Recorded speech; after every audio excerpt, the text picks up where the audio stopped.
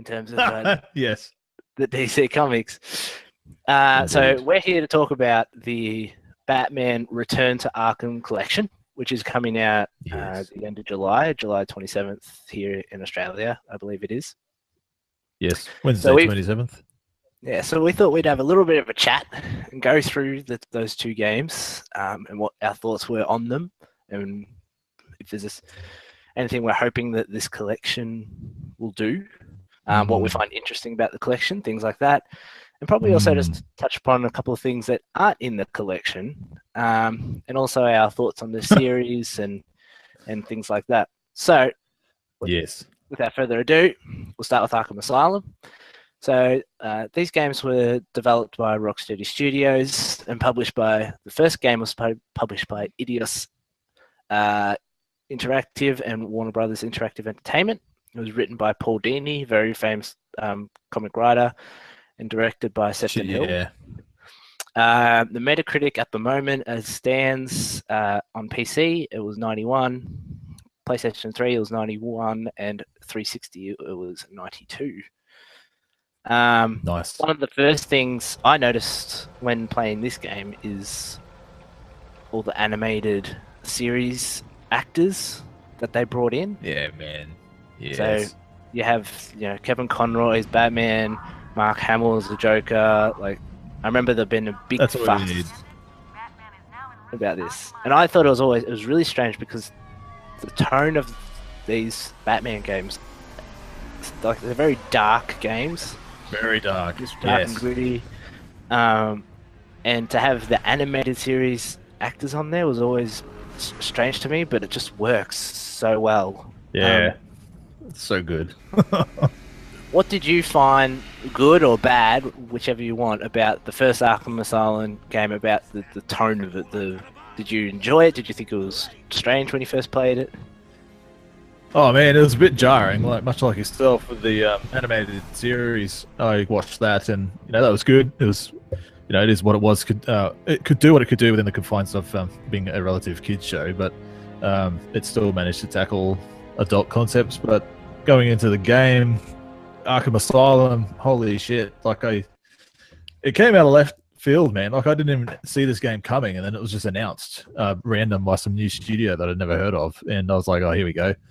But all leading up to the game, the concept art looked great. It looked really moody and dark, and I was like, oh, this looks like it could be awesome. And I took a punt at it and bought the game, and I played it for like a whole afternoon, not even realizing that the time went. And it was just so creepy and claustrophobic, dark, and like not intimidating, but just the fact that the whole concept of being in the asylum and all the villains are there, and the mood that the game set, not just from a graphical standpoint, but the sound and atmosphere. And I was bowled over by how much this game just knocked me for six. I just did not expect it. So to go back into this game again, revisiting it with the new graphics, like it's been remastered with Unreal Engine 4, as we just discussed just before, and I can't wait to go back. When I think of it in that regard, it's not an open game. It's more linear, but kind of like Metroidvania type. You go back and forth with new stuff across the map. So it was a more focused game, and I'm looking forward to going back to that game in particular, because it's been, I think I only finished it 3 times, where I finished Arkham City about 6 or 7 times, so I haven't really played it as much as the other one. So yeah, man, I can't rave enough about this game. It set off a great trilogy, and yeah, sign me up. I can't wait. So I remember not playing it straight away because I'd been burnt so many times by superhero games, and especially generally they're tie-ins. I was burnt so many times, and so I didn't play it when it first came out, and then I just kept hearing about it, and I went, well, like, I'm a huge Batman fan. I was like, I might as well play it, and yeah, it was so good. And I think one thing which I think people are getting a little bit sick of it now, but the way that it changed combat in games, like hand-to-hand combat, which was every action-ish game from then on started to try and Oh yeah, use it it. set a So precedent. Like yeah, even Ubisoft noticed and did it with the Assassin's Creed. Like it set uh, that bar perfect. yeah, and even in Spider-Man games like the Mm, Shadow Dimensions and all them, they started to try and implement that. yeah, Like it really changed a lot. And some people get sick of it because a lot of it is just button mashing. But it was the yeah. one thing where everyone that walked out from playing this game said, like, I felt like Batman. Like the way you hit Mm. people and your bones crack and you just could take on a whole Oh, bunch of big guys at time. once.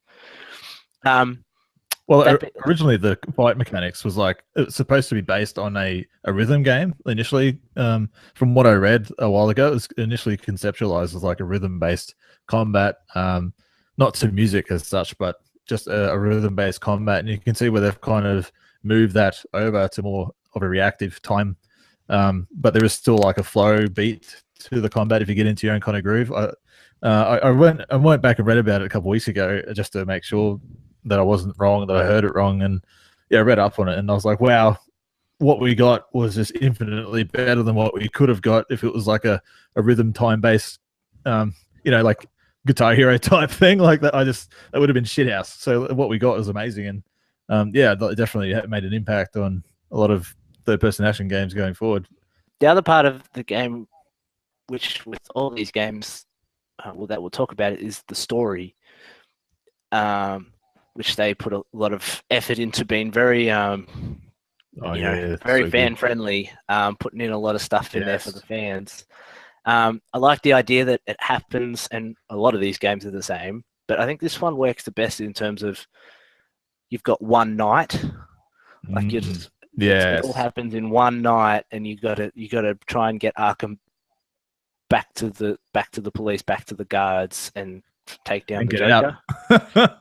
Yeah. So this leads me into what are your favorite moments from Arkham Asylum? Oh God, man! I remember looking back at it and playing it again. The Killer Croc fight. It's not when you go back to it, it's not as bad. But I remember being absolutely on edge. Like it's the simplest kind of boss fight stage, but it was just so fucking freaky. I felt like it's just like, so where is he? Where's he going to pop up? And it's just like you're on edge the whole friggin' time, and like that was a standout moment for me. That one in particular, and just because the Tim Burton films, they one thing stood out to me, that batarang that he can remote control, and they introduced that into the game, and I was like, the first time I got that, I was like, oh, that's awesome, because that's just stuck in my brain from that movie, and they finally put it in a game, and it was really, you could use it really well from a distance. But yeah, like if I had to have a real standout thing that really stuck with me was that Killer Croc battle. It's been a while since a game's put me on edge like before then, like that in a boss fight. But the other thing, yeah, and that's what I had down for this first game was the boss fights, which in this type of game it works perfectly. Normally, I'll play a game and I was like, oh, here comes the boss fight. That's usually when it takes me out because it's like, oh, now we got to fight the big boss. But this one, like, it had Croc, as you said, the Joker, which was probably the worst of them. yes, yes. I think they showed Poison Ivy really cool. Oh hell yeah! In that game, God, something that I'd not seen before. Yeah, it's so good. And the way it worked in with, how she kind of wanted to help you at the beginning, and then she turns. Yeah, and you see how powerful she actually is. Like she was intimidating. And then I think the big highlight that most people will talk about is the Scarecrow stuff. Oh my God! Yeah, how did I forget? Shit, yeah. Yeah, that stuff was moody, and it gave you a little bit of the background, but it got into Bruce Wayne's mind, and and the way you have to fight the Scarecrow. That was a huge talking point from that game. Yeah. That reminds me of that one little. It's like one little scene when he's like, I don't know if at the time he's under the toxin, but there's one moment in the game where you kind of walk around the corner and it turns into Crime Alley, and and you're like walking along as little Bruce, and I think the way they did that little moment, I was like, oh wow, that's actually really cool, really well done. Yeah, and I remember walking into the morgue section at that point where you start having those like visions and stuff, and it was honestly freaky, like Yeah, scary as. Um, yeah. so we'll move on to Arkham City. Mm. So this was released in 2011, developed by Rocksteady Studios again. But this one was only published by Warner Brothers Interactive. This was written by Paul Dini again, with Paul Crocker and Sefton Hill, who also directed this game as well. Metacritic ratings, so on PC it's at 91, PS3 96, and 360 94. So for a lot of people, this is their favorite. But you can never blame someone for liking Asylum more either, because this one went open world, which automatically changed. Almost two different games. Yeah, it changed a lot about how you traverse. The fact that you upgrade your Batman to slowly be able to go around the entire map basically without touching the ground. Touching the ground, yeah, just gliding around. And all I've got written down here is more. So there's more characters, there's Pretty more much. gadgets, there's more boss fights. It gave you just a hell of a lot more in terms of that stuff. Where do you want to start with this game, the city? Oh jeez, it's quite a big game. I'll say that much. Like going through it about 6 times. I really enjoyed the game. I thought Hugo Strange was quite a good choice because he's an underutilized villain as far as the mainstream audience is concerned. Like I had known of him through the comics and whatnot, but when they announced like Hugo Strange would be the main villain behind it all, I was like, oh wow, okay, cool. We're getting something we haven't seen before instead of just normal Batman Joker stuff. So that was a cool thing for me, and introducing Catwoman as a more prominent thing in the game, and getting to know or see more of the Bat family being introduced throughout the way, really expanding this game's universe. I mean, they did kind of make it just Arkham Asylum, but bigger. I mean, it's like a sectioned off part of Gotham being like an Arkham City, as the name of the game is, just one giant asylum. So, you know, it is just... I really like it. Like, Arkham City, I would probably favor at the moment over Night, just because it seems to be more focused into what it is, and there's no bullshit tank stuff. And it was a lot more... I don't want to say accessible, but I don't know the word I'm looking for, but I don't know. Like, if you had to ask me about standout moments in that game, there's a lot, right? There's a lot to actually pinpoint down, but those Ra's al Ghul missions, I actually really liked the gliding missions and stuff. That was pretty cool. Yeah, so they were all right, but I also saw them as they were trying to find a way to give you the scarecrow hallucinogen missions that you got in the first Double one. down. And I don't think it was as good, but one fight which I think was great was the freeze fight, because that was another way.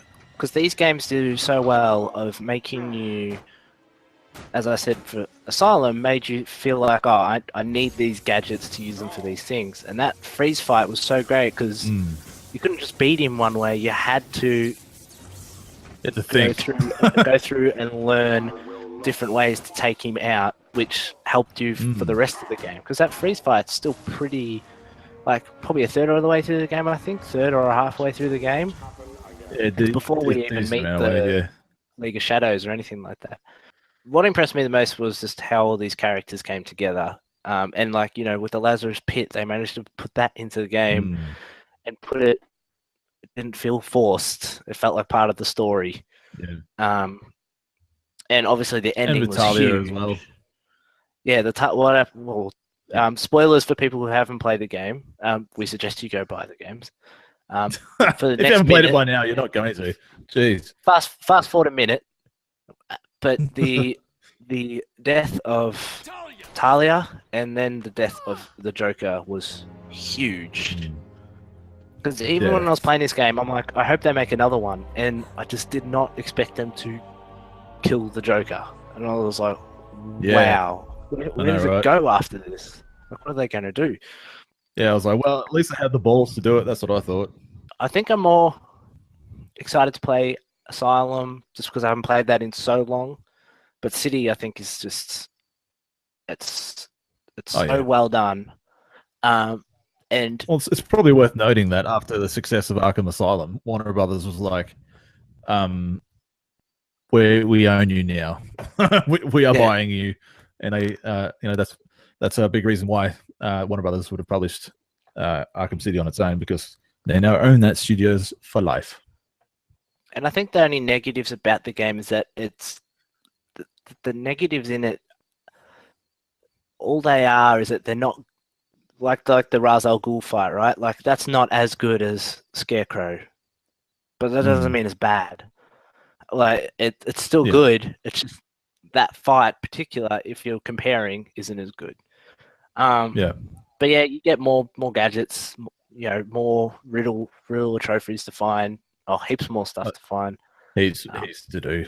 God Great damn. game. Now we're going to talk Yeah, about something so that's good. not in the uh, collection, is Arkham Origins. The So black this sheep was of the not. family. So this was not made by Rocksteady. This was made by WB Games Montreal. Still Mm, published by Warner Brothers Interactive. Written by totally different people and directed by totally different people. It's got Metacritic ratings of 74 on PC, 76 on PS3, and 74 on 360. Yeah, as you said, just the black sheep of the mm, family. yeah, What did you think I didn't mind of it. Origins, and do you care that it's not in this collection? I don't really care too much. I mean, as with Origins always go, it's like whatever. Like, you know what's going to happen. Yeah, it's interesting to go back and see, but when you look back at that game, it's barely an origin story because he's already Batman. All the villains are already there doing shit. Um, it's not really much of an origin story at all. Maybe it's about his first year as Batman, Origin 1, Year 1, or something like that. They probably could have called it. I don't know. It was a bit jarring to get used to Ezio Auditore voicing Batman for the whole game. That was a bit jarring for me. All I could hear was Ezio the whole time.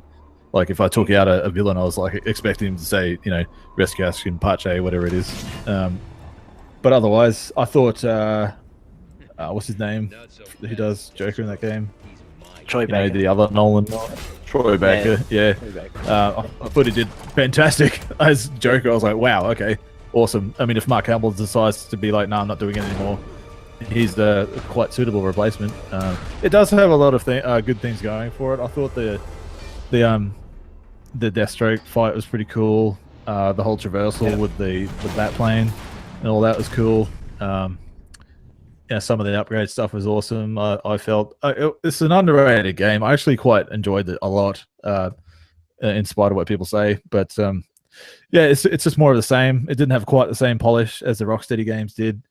But I played it enough that I pretty much had all of the little hidden Riddler token things.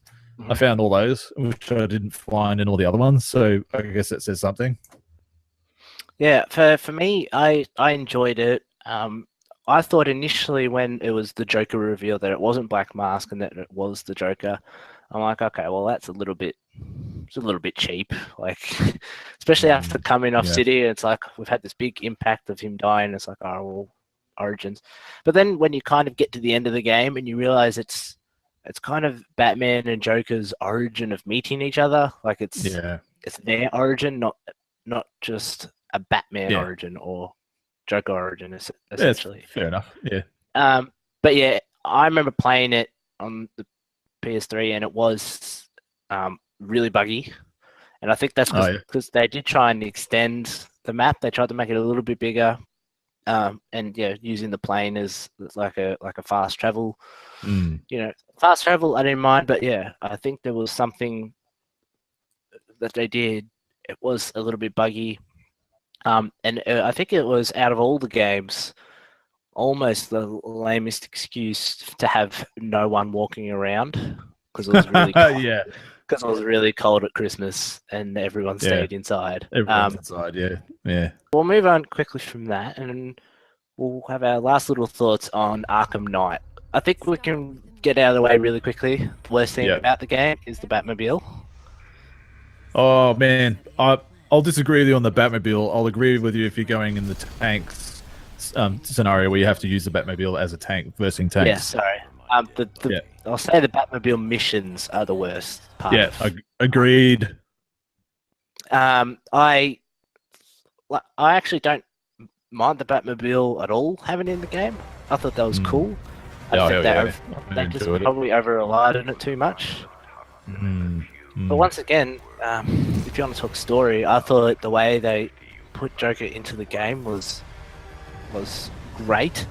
Yeah, it's clever. Yeah, It was really clever, especially this time hearing him inside Batman's head, but him knowing everything that's in Batman's yeah, head.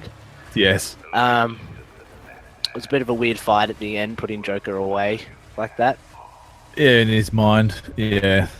But then again, That's, he in Arkham Asylum he willed the venom um away. Like and Joker injected him with the venom in Asylum and Batman's like, no, it's not gonna happen, and just willed it not to happen. He willed against his biological reaction, like, come on. Yeah, he's Batman, but get fucked. but yeah, but going to some good points. I liked what you said with Arkham City. I liked how this extended the Bat family even more. Yes. So now we've got Yes. multiple Robins. We've got Nightwing. In terms of gameplay, having the two-player like takedowns and things like that, and switching Oh between yeah. different characters. That was cool. What's one of the things you liked about Arkham Knight, which was maybe different from the other two that we were getting? Well, I really love the Batmobile, like driving around, like getting across the city, and just doing some of the chasing stuff. Like I really enjoyed that part of the aspect with the Batmobile, but yeah, it lost me with the tanks. Besides that, I thought the city as a whole, it just looked fucking fantastic. The story was great. I was gripped like with the game, and I felt Scarecrow was just really intimidating, even though he was never really there. He was just this ever like omniscient presence, and really it was dark as fuck. Like I really loved Arkham Knight was great. Like it was really good, and it just sucks that it was like I use this often in real life, this particular term, but it's like I love spaghetti, but it's got shit on it, and it was like the Batmobile tank stuff that was the shit. Especially with the whole Arkham Knight battles in the drills when you're running away from the drill thing, and you got to like sneak around and like hide and Yeah. seek stuff. I fucking hated that. So yeah, there was some stink on this game, but otherwise amazing. So we'll finish up. We'll rank the 4 games Oh, of them. So my number 4 would be Origins.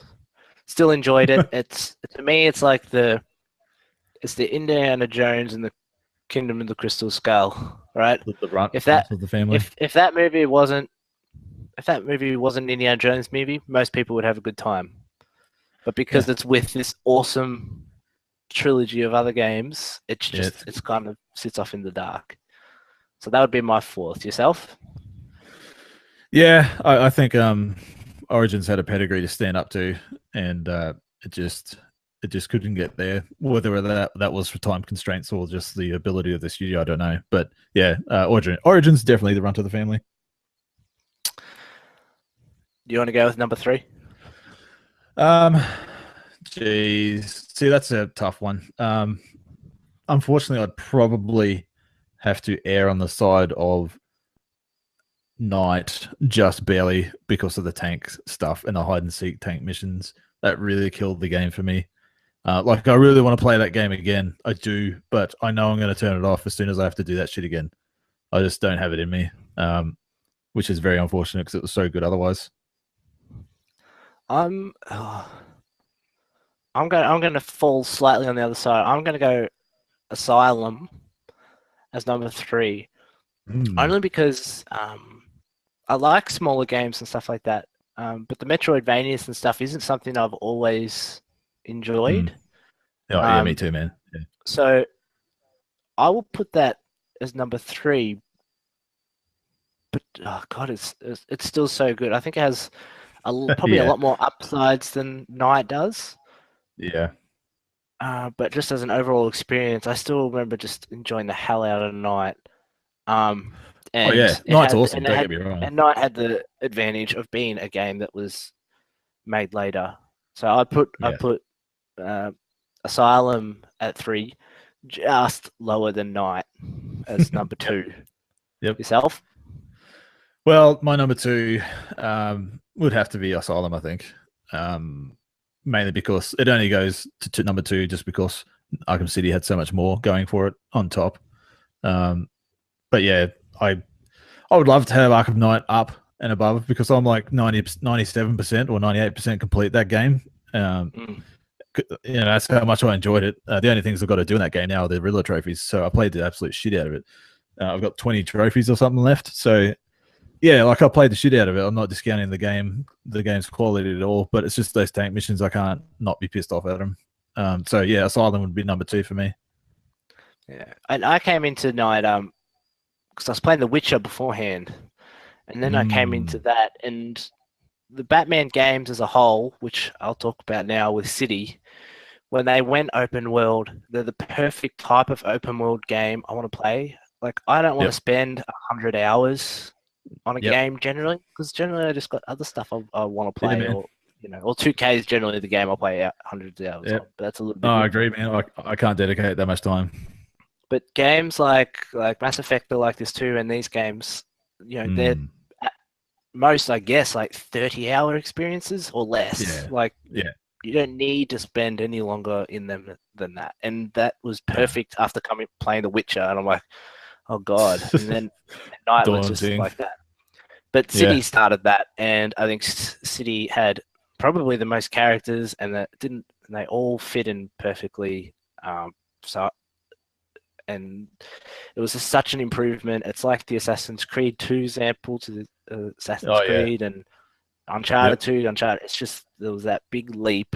A sequel bonus, and it was just it worked so well that that's my number 1. Yeah, City agreed. City is number 1. I think most people agree with that. All right, well, that has been our episode Switched On, covering the Batman Return to Arkham preview. I'm sure we'll both be getting it when it comes out at the end of the month or end of next month. Oh hell yeah! Oh yes, indeed. So I'm sure we'll on a podcast talk about what we're thinking of the remaster. But so thanks everyone for watching, and be sure to go on the YouTube channel and check out all the other videos. Exciting videos. Tweet me at _24. Chunt, where can they reach you? Pretty much any of the popular ones at Uncle Chunt. Just type in Uncle Chunt, you'll find me somewhere. Beautiful. All right, thanks, Chunt, and we'll see you all later. Yep. Toodaloos.